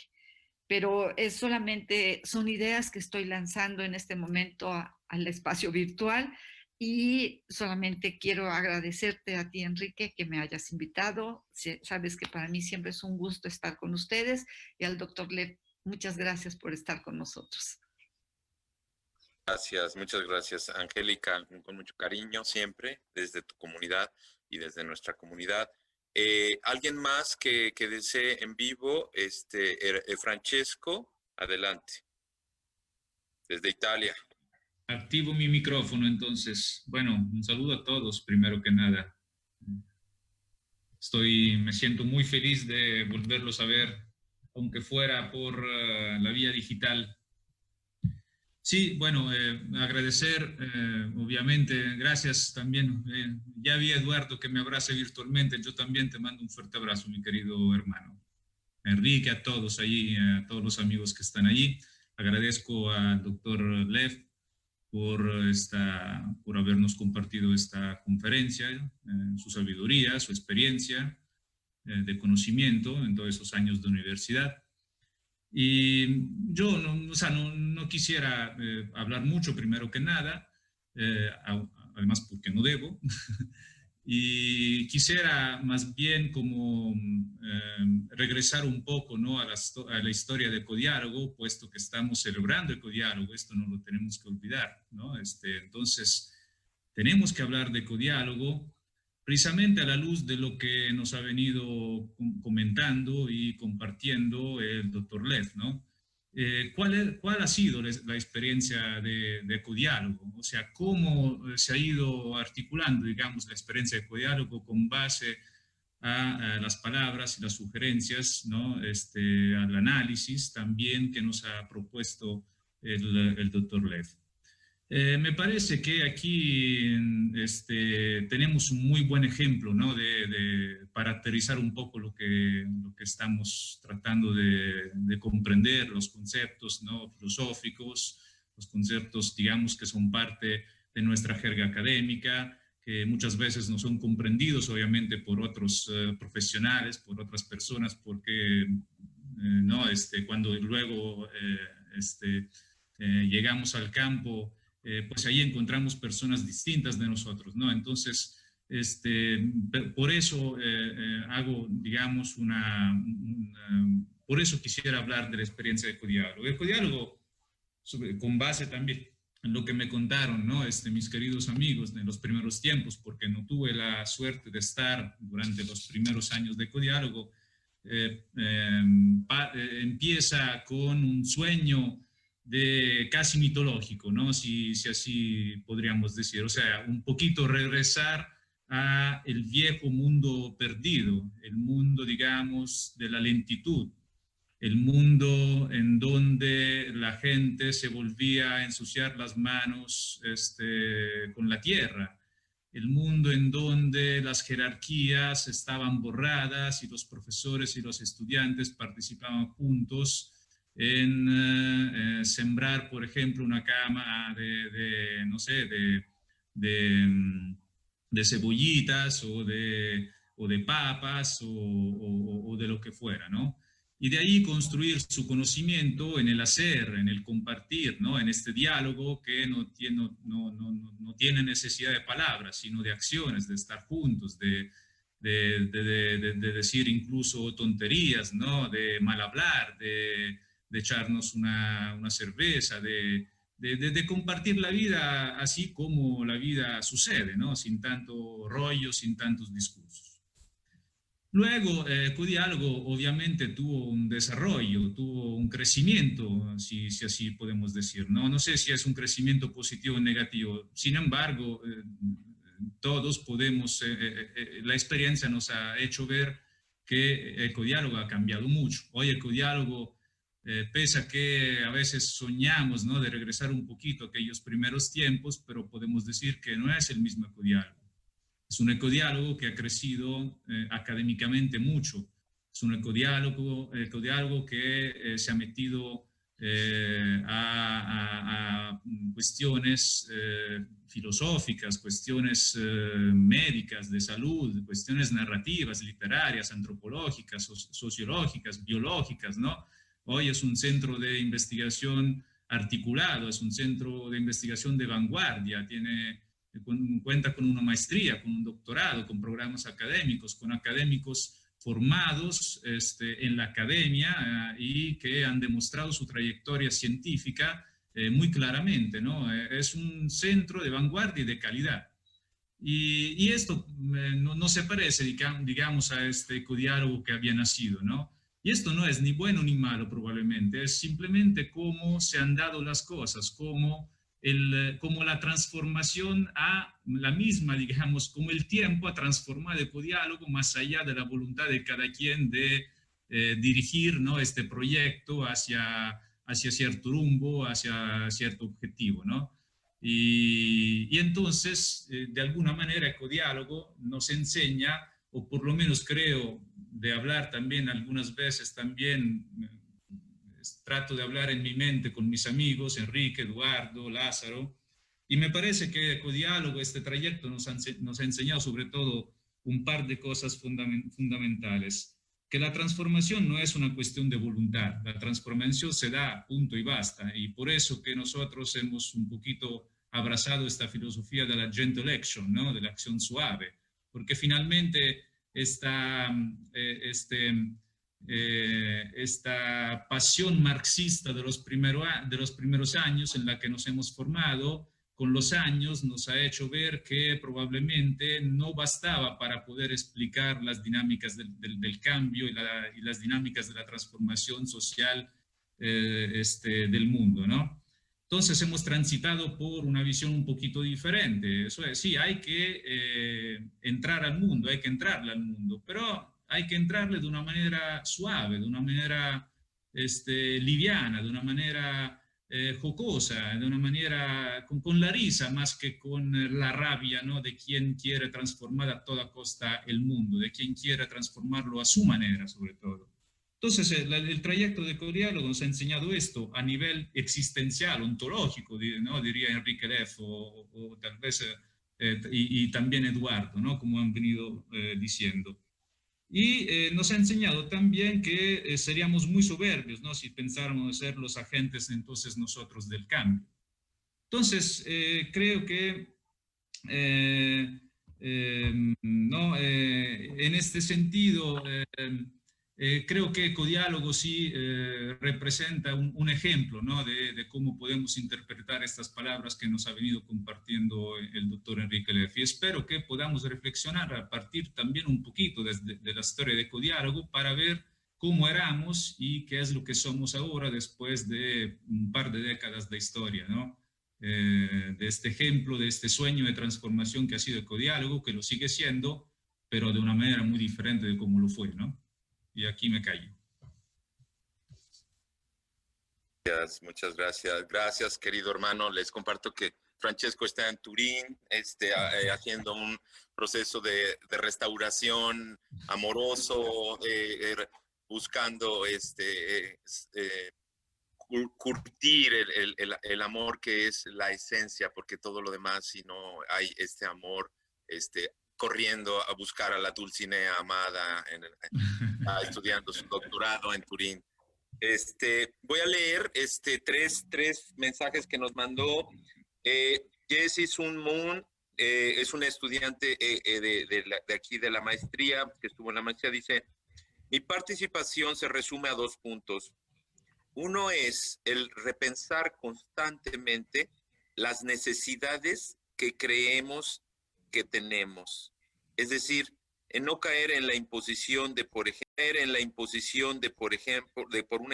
las personas de ciudad, cómo pensamos el uso de los recursos como el agua o la luz y su distribución equitativa, ya que se da un centralismo incluso en la imposición hoy tan de moda de la educación online, cuando en los pueblos no hay internet y se impone como necesidad. Y el otro punto es en mantener la disposición de comprensión de las necesidades del otro, de otras personas, pueblos o culturas. Gracias, Jessie. Muchas gracias. Federico Colín nos dice: ¿qué implicaciones conlleva el término vida para el ser humano? Repito, ¿qué implicaciones conlleva el término vida para el ser humano? Y Sergio Villaverde nos dice: al final mencionó que nos toca acompañar a los pueblos indígenas. Me pregunto, desde las políticas del nombrar, si acaso la palabra acompañar elimina nuestra responsabilidad ética y política para ser partícipes de la lucha por la sostenibilidad de la vida, acompañar, considero, puede volver a encendir el yo del otro. Y finalmente nos acaba de llegar de Andrea Suar Díaz, querida amiga, un abrazo. ¿Cómo será posible reconocernos y ubicarnos en la ontología de la vida cuando la sociedad y las instituciones educativas han acallado las voces que permeaban el amor y el asombro por la vida, conduciéndola con eso a la pérdida de principios éticos esenciales?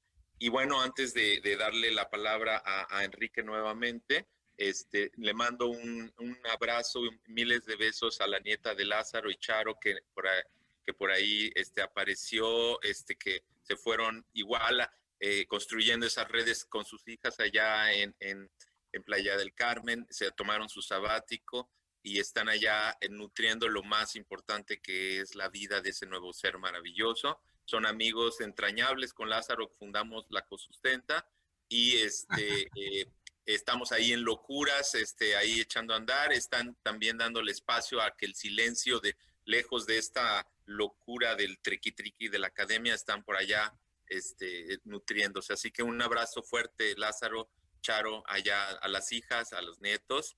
Y adelante, Enrique, te escuchamos nuevamente. Adelante.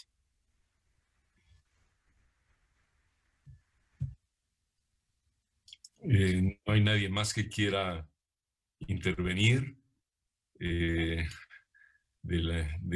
quienes nos acompañan en este diálogo del día de hoy, porque yo he acaparado mucho la palabra. ¿Alguien más? Esta mañana. Hola, muy buenos. Un gustazo y muchas felicidades por su proyecto. Me presento, soy el ingeniero Enrique Calderón de la UAM Xochimilco. Agradezco la invitación y el trabajo que han estado realizando. Me quedo pensando precisamente en varios términos de cómo se están reestructurando las fronteras y las formas de relacionarse desde las localidades a las comunidades, las fronteras estatales, las fronteras nacionales, con respecto a temáticas que nos incluyen como soberanía alimentaria, seguridad alimentaria, distribución de los recursos.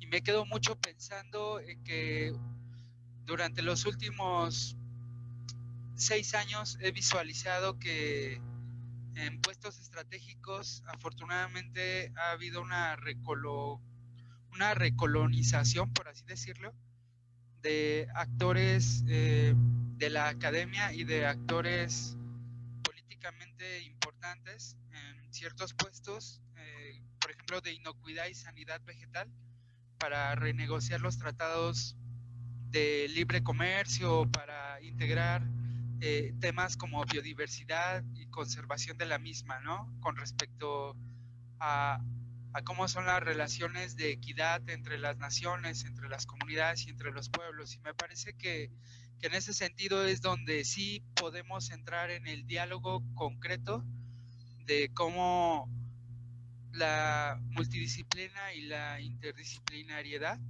nos sirven mucho, ¿no? Ahora me da mucho gusto ver en frontera, por ejemplo, en sanidad e inocuidad vegetal, ver a filósofos, encontrar a sociólogos que comienzan a reinterpretar los datos agronómicos, ¿no? Sobre lo que significa una plaga, sobre lo que significa la introducción de un nuevo cultivo a algún país o zona de resiliencia o zona de resistencia, ¿no? Entonces, muchas felicidades por su trabajo y yo me llevo lo mejor pues de estos diálogos. Muchas gracias. Muchas gracias, gracias. ¿Alguien más?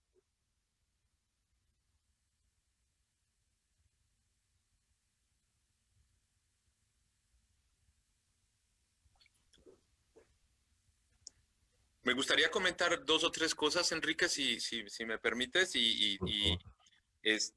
bueno,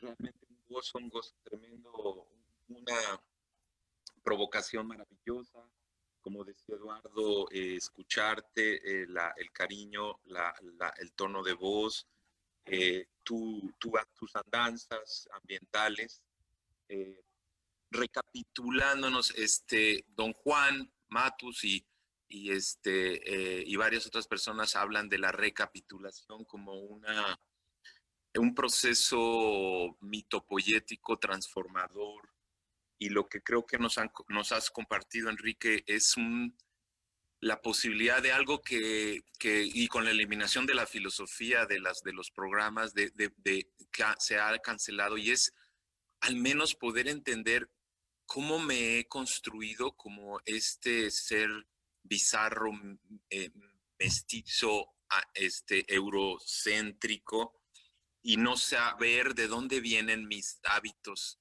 del pensamiento, y poder escucharte y recapitular esta historia de 2500 años. Bueno, este es un regalo.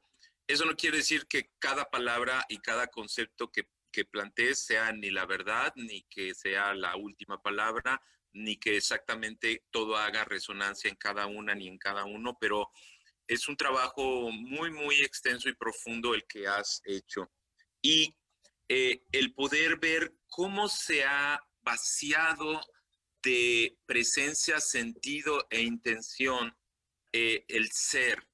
Y en ese sentido, el ecodiálogo, esto que hablabas de la necesidad de pensar en el ser y desde el ser, esta ontología o inmanencia de la vida, podría decir, y Francesco lo describió muy bien, y Leti y nuestras memorias, te comento, Enrique, que en las primeras 2 horas nos dedicamos a ver fotos y a escuchar las anécdotas sobre el aprendizaje desde el ser, desde ponernos como seres ecológicos, como seres conectados, como seres desde cuerpos y realidades concretas en Jalapa, Veracruz, en nuestras comunidades, en el cuidado del ser humano, en el proceso del ser, el aprender, como el etos de ecodiálogo. Por otro lado, veía ayer o antier a Evo Morales en su regreso a su pueblito en el altiplano, llegar a su casa de barro y hacer un discurso tipo AMLO, revalorando la industrialización y el modelo del desarrollismo como la posibilidad de la dignidad de los pueblos del Estado plurinacional. Y ahí vemos esa enorme paradoja en donde estas tradiciones, como nos lo planteó hasta llegar hasta la ecología política, Enrique, y lo vemos precisamente en esta incapacidad de los intelectuales, los políticos y de las agendas de poder visualizar desde el ser, desde el cuidado, darle sentido. Otra cosa es escuchar a Choquehuanca y otra cosa es pasar del discurso de Choquehuanca a una realidad en una construcción diversa. Pero bueno, por lo menos que un vicepresidente le agradezca y le pida permiso a la Madre Tierra y plantee toda una serie de cuestiones, nos habla ya de otras cosas. Luego estuve hace 2 años y medio en Bolivia, pues visitando un poco las experiencias del feminismo comunitario, y quisiera rescatar, Enrique, que la lucha antipatriarcal, la lucha de la despatriarcalización, como dice Silvia Rivera Cusicanqui, de este trabajo de curación, de sanación, de cuidado de la despatriarcalización, porque todo esto que describiste me dan ganas de decir que es un poco la historia del patriarcalismo. Y en este sentido, las mujeres y la lucha de las mujeres está siendo nuestras maestras, nuestra guía, porque revela los sustratos, como tú en tu trabajo haces, Enrique, ir hacia los sustratos más sutiles y profundos, a recapitular cómo la violencia patriarcal somos víctimas y somos victimarios al reproducir la violencia patriarcal que desconstruye nuestra posibilidad de diálogo y de convivencia con la otredad, ¿verdad? y en esta violencia feminicida que estamos viviendo, que es la misma violencia tierricida, ¿no? Pachamamacida, ¿no? Que estamos construyendo. Y finalmente quisiera también decir que esto que planteas, Enrique, se expresa en esta cuestión de esta fragmentación y exclusión de los saberes otros. Y yo como inmunólogo, como dice Lázaro, perdón, pues nadie es perfecto, como biomédico del Instituto de Investigaciones Biomédicas de la UNAM, pero también que me distancio a tratar de veo el horror nos veo fragmentados, enjaulados, y con Eduardo en su rancho y en Jico, y con mi perrita, veo que un campesino o mi perrita, en vez de rechazar a la microbiota y de horrorizarse, cuando un campesino se da un machetazo en el campo, agarra la tierra y se la pone ahí en la herida, ¿verdad? Y se sana o se la orina.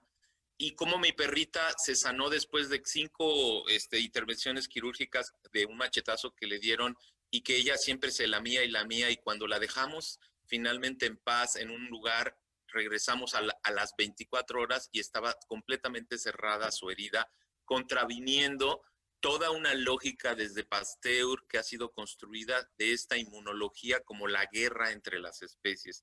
Y cómo esta exclusión y este imperio de la OMS y de una visión guerrerista y una visión que invisibiliza, como dice Gustavo Esteva, el hecho de que sabemos que cada plato que tomamos estamos tomando veneno, estamos tomando plaguicidas, herbicidas, que cada vez que estamos en el Wi-Fi estamos recibiendo toda la contaminación, y que esto que está sucediendo no es más que la expresión de la crisis planetaria, y nuestra respuesta es más guerra y poner todos los huevos en Pfizer o en AstraZeneca o en eso, cuando la ecología y cuando nuestra posibilidad de hacer un diálogo de saberes quizás es lo que nos está poniendo enfrente, la posibilidad de construir otros mundos posibles. Y bueno, la resistencia del abrazo, la resistencia de compartir la microbiota, quizás esa es parte de las nuevas resistencias que vamos a construir en los próximos meses o años. Bueno, pues ya me callo, y ahora sí, también, Enrique, si gustas compartirnos tus reflexiones finales hacia la parte final de nuestro conversatorio, adelante. Gracias, Enrique. Pues vienes digamos, arrojar aquí al caldo de cultivo, a lo que andamos cocinando, elementos muy importantes. Ciertamente el patriarcado y es una estructura, digamos, a deconstruir también. Y bueno, el ecofeminismo comunitario o no comunitario ha tratado también de anteponerlo, esa historia o esa estructura, como predominante frente a otras estructuras. La verdad es que yo creo que se han venido articulando en la historia de la humanidad, y no hay que anteponer la historia del patriarcado a la historia de la metafísica. Se han venido conjugando como estructuras de opresión, donde se han subyugado, digamos, otros saberes, otras visiones, otras sensibilidades. Y vamos, lo que han desencadenado es el punto de la violencia contra la vida. Es la violencia contra los ecosistemas, la violencia, el feminicidio, que hoy adquiere una visibilidad y que tenemos que visibilizar, porque pues no es solamente paradójico el por qué y cómo y cuándo, sino porque ahí vemos manifestarse, desbocarse, digamos, una violencia, pero no solamente en el campo, digamos, de los feminicidios, sino de la pérdida de seguridad de la vida en todos los ámbitos y en todos los sentidos. Y por eso es tan importante este último comentario que leíste de quien desde el chat me mencionaba, se preguntaba, ¿no? ¿Cómo era la pregunta? Bueno, de cómo se ha desencadenado esa violencia, cómo la ha invisibilizado incluso, hablaba más de la insensibilización que venía de la propia academia. Y sí, sí es cierto que, digamos, para que el amor, la sensibilidad, ese tipo de valores humanos, pues no son los primeros que entran en el campo de la indagatoria científica, en el campo, vamos, en las universidades, salvo cuando sea objeto de análisis psicológico, psiquiátrico, psicoanalítico. Lo que tenemos que preguntarnos es cómo se ha batido realmente la violencia, digamos, sobre la vida en todos los ámbitos, y cómo se ha insensibilizado de esta sociedad, no solamente a través de la racionalización de la vida, sino hacia estos procesos, digamos, sociales, donde el crimen organizado, por ejemplo, que es a donde se manifiesta de una manera más violenta, más crítica, la insensibilidad, pues lo vemos hoy en nuestra sociedad y en otras día a día, donde casi lo que se practica es poner en juego, digamos, y a prueba hasta dónde puede llegar la insensibilidad de la vida, cuando el crimen organizado puede desollar, digamos, a sus víctimas para ver hasta dónde llega esa insensibilidad. Es decir, lo que podemos decir, el goce, no nada más el gusto de matar al otro, digamos, llevar ese gusto del exterminio del otro por gusto, sino poner a prueba el goce, que es esta cuestión más perversa, digamos, que anida en el fondo de la naturaleza humana. ¿Hasta dónde podemos gozar? O no sé si se puede decir gozar, pero poner a prueba la insensibilidad en la destrucción del otro, de la vida humana. Ya no es nada más si gustan o no de cazar especies en extinción, si el rey de España practica la cacería de leones y tigres y demás, o si disfrutamos de usar la resortera para ver si matamos un pájaro, sino que lo aterrador, lo verdaderamente aterrador, más allá de muchas de las cosas que se están combatiendo, la corrupción, la irresponsabilidad de la vida, es esos puntos, límite de manifestación realmente del goce del exterminio y la destrucción del otro, ¿no? Después del Holocausto, después de la guerra de Bosnia, después de todas las tragedias que se vienen sucediendo a través de la guerra y la búsqueda de prevalecer, de singularizar y hacer dominar tu identidad étnica sobre las otras, pues vivimos esa desgracia, digamos, humana. Entonces, no es nada más la sexta extinción, es la extinción de la sensibilidad hacia la vida.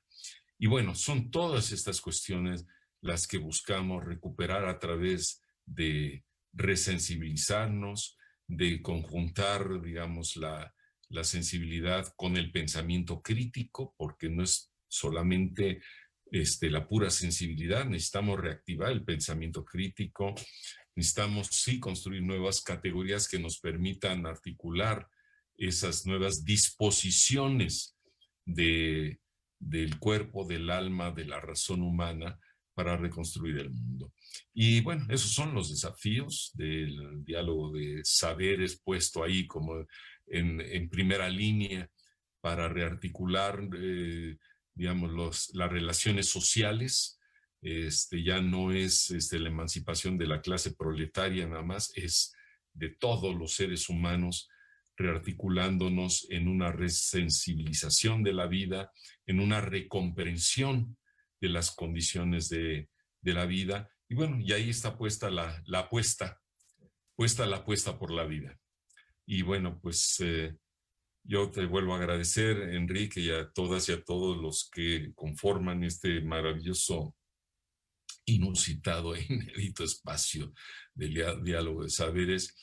Celebro su existencia, 15 años, y bueno, pues les deseo muy larga vida y que se siga complejizando ahí la reflexión y la sensibilidad, y ojalá que esto salga de la universidad, ya ha salido de la Universidad Veracruzana, a fertilizar, a contaminar en el mejor sentido otros espacios vitales, universitarios y no universitarios, y que pongamos en acción este diálogo de saberes como la mejor manera de darle un giro a esta historia de la degradación entrópica hacia la construcción de sociedades negentrópicas, para volver a rearticular conceptos muy científicos, resignificarlos en el ámbito de nuestros espacios existenciales de vida, y poder, pues, de ahí aspirar nuevamente,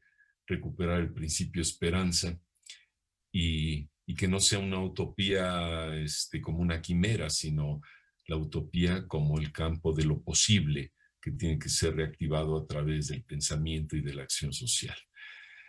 Felicidades, felicidades por estos 15 años, que nos reencontremos cada año, cada 5 años, y que celebremos dentro de 15, para no llevar la línea mucho más allá de lo posible de la vida, pero cuando menos 15 años más, apostemos por ello. Felicidades y un abrazo afectuoso a todas y a todos. Muchas gracias, gracias Enrique. Vamos a leer unos últimos comentarios que nos mandaron para cerrar exactamente alrededor de las 2 de la tarde. Leti, nuestra querida Leti, dice: en este diálogo de saberes que se impulsa desde el centro, es central la conciencia somática, desde esas sensaciones y emociones tan olvidadas por el discurso académico hegemónico. Lo que nos dice el silencio de nuestro ser, y esto, cómo se hermana con el silencio de las mujeres, la parte invisibilizada de nuestra sociedad, implica un reaprender a escucharnos y a escuchar al otro y a la otra.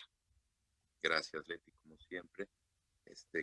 Enrique Calderón nos dice: el desequilibrio generado por los medios de producción, los sistemas agrícolas que no toman en cuenta las relaciones energéticas entre las especies que interactúan en los medios. Gracias, Enrique Calderón. Y Mario Guapillo, desde Orizaba, nos dice: ha sido un descubrimiento para mí la posibilidad del diálogo de saberes. Lo comento porque en la mayoría de las áreas académicas los saberes están delimitados y fraccionados. La estructura educativa lo propicia. Al escuchar y ver parte de la historia del Centro Ecodiálogo, veo un crecimiento tipo rizoma que va invadiendo lenta pero significativamente a la comunidad y haciendo comunidad con sentido de la ética de la otredad y rescatando la riqueza. Luz Irene, una también querida amiga de la Facultad de QFB de aquí de Jalapa, nos dice: muchas gracias por la invitación.